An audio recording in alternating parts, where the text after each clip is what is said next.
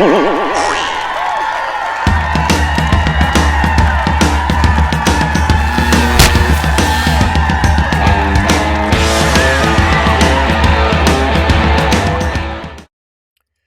guys, Comic Boom here to review King of Spies issue number 4. Guys, if you haven't been reading King of Spies, I suppose that's okay because it would probably be a safe bet that you're going to end up seeing this on Netflix at some point because this just cries out for a movie adaptation. Guys, there's a reason why Netflix contracted with Mark Millar because the guy has a tendency. I mean, we know. Those of us who read comic books and who've read, especially those of us who've read comic books in the last 20 years, we are very familiar with the name of Mark Millar. The guy's a great comic book writer. He's paid his dues. He's written so many great comic books, and there's a reason why Netflix decided, hey, you know what?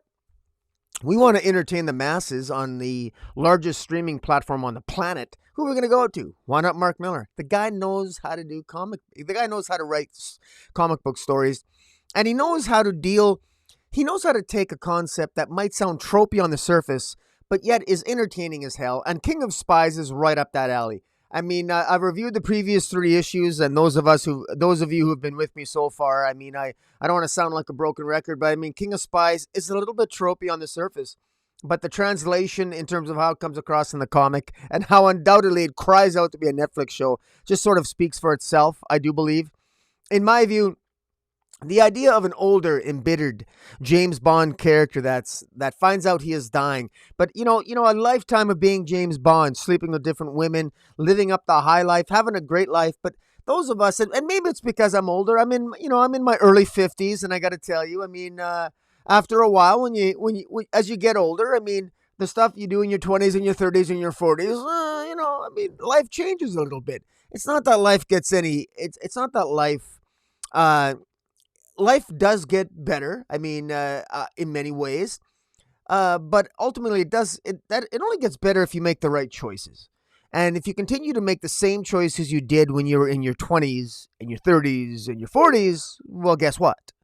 There you go. Now, some of us might make worse choices when you get older, but well, maybe that is the story of Roland King, super secret spy. Up until he was in his I'm guessing his late 50s, or his early 50s at a minimum, he was an MI6 agent for the British Secret Service. Mark Millar has him doing all kinds of reprehensible things for the British government. He is the ultimate super spy. He knows where all the skeletons are buried. He knows the skeletons in the closet, in whatever closet you can imagine. He knows what skeleton is in it, or skeletons as the case may be. And when he's dying, he just wants to take out the trash, man. He wants to take out the people that he used to work for. Because he's been on the side of the angels, he's been on the side of the devil. But the idea behind King of Spies is that the world operates on something involving sort of a delicate balance between good and evil, and that sometimes governments have to do reprehensible things for the greater good, or at least that's the theory. And we see this playing out really and let's face it, we see this playing out all the time in our world. And we see it play out in different ways with our divisive politics, our divisive social media. I mean, even before social media, even before the Ukraine crisis, I mean, history repeats itself again and again. It doesn't matter what the increase or advances are in technology or the so-called enlightenment we might get from our various philosophies. The bottom line is that at the end of the day, human beings, we're not all that complicated. We're good and we're bad and we're everything in between. And sometimes, I mean, the reality is that the more things change, the more things stay the same. And Roland King did a lot of reprehensible things to keep the status quo going for the governments, for the world order, for that deep state that we all bitch, whine, and complain about, that we think exists, but we don't know exists, but maybe it does exist, but it doesn't really matter if it exists or not. If it does exist, we don't know, and if it doesn't exist, we don't know. Well, Roland King knows it exists, and he knows how to take out the trash and how to take it down, and that's what he wants to do before he dies of a brain tumor that he's got going on in his head. Now, Roland King's got a son by the name of Atticus King, and the reality is that the world governments are getting really upset with Roland King because he's causing a lot of chaos. Miller has done a really good job here of scripting what on the surface is a very tropey plot. This is a secret agent. He's dying. He's a super spy. He's dying, and he wants to right the what he feels are the wrongs that he did over a 40, 50-year career as a super spy before he dies, because he knows he can't repair the relationship with his son. But as artist Mateo Scalera beautifully illustrates in this story, some relationships can't be healed, but they can be influenced. So no matter how bad your relationship might be to even your very own offspring, lessons can still be learned. The future is never written in stone. No matter how depressing your life might be, it doesn't mean that it has to be that way. It doesn't mean that history has to repeat itself with family. The legacy that you might have, regardless of the type of relationship you might have with your offspring, in this case, the relationship between Roland King and his son Atticus King, who is also a super spy, it doesn't mean it has to repeat itself. Now, what's interesting about this is that Atticus King is following in his father's footsteps. Atticus King, as a young boy, I always looked forward to his father coming back and, come back, Daddy, come and visit me, come home once in a while, come give me a birthday present, show up at my school activity, come home, be a family man once in a while. Of course, Roland King never did that. Roland King was a piece of human garbage. He wasn't a very good man. He was a fantastic super spy, but he was a terrible father. He was a terrible husband. And all he ever did was that he worked as a super spy. He slept with many women. He treated people however he needed to treat them to get the job done. And he was always successful on his missions. And this issue starts off because right now the entire world, all the spy organizations on the planet want to take out Roland King because he's upsetting the status quo. And this issue ends with a bang. And it ends, this basically, it is a feel-good ending. It's an ending that you would expect almost from Mark Millar. And I say that in the best flattering way possible because, quite frankly, I like a little bit I like this tropey ending. This is one that you could probably predict. I'm not going to sit here and say that this is something that's going to, this is not going to revolutionize the way that comic book storytelling is told. No, on the contrary, it is a testament to why comic book storytelling works and still works if you stick to the old classic way of telling a good, action-packed, emotionally driven, character-driven comic book story. This is what works, and thank you, Mark Millar, for doing it. Mateo Scalera, your art's fantastic. We get, at the beginning of this fourth and final issue of this series, we see a young Roland King talk to an old spy when he was younger, and he ends up actually killing this old spy, and this old spy was reminiscing about his past, and it's not just Roland King himself who now at the age of 65 plus is deciding that he regrets his past life. Roland King, even when he was younger and killed older spies like he now is, he took them out because they also got bitter in their old age from all their super spy activities. And they realized that nothing ever changes. And that if you continue to maintain the status quo, how can things get better if the status quo is always maintained?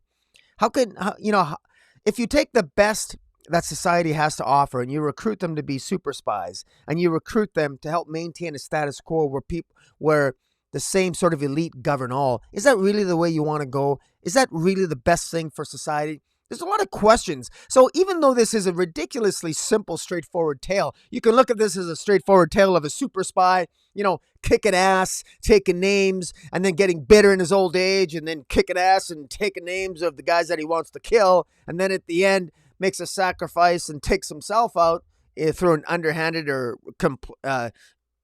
interesting kind of way. Or you can say, hey, there's other questions here that make one think, because the message behind this story at the end of the day is take the time. Take the time. That's Roland King's message to his son, Atticus King. And I love that the end here, Roland King, he takes out the best of the best super spies that want to take him down. Despite the fact that he's dying, he still has enough shoot spot in him to take out even the best of the best, because he used to be the best. He knows all the tricks of the trade. He ultimately surrenders. Atticus King pretends to be captured by the powers that be because they threaten to kill his son Atticus, and it's just a trap. Atticus isn't really in any danger. They just want to draw out.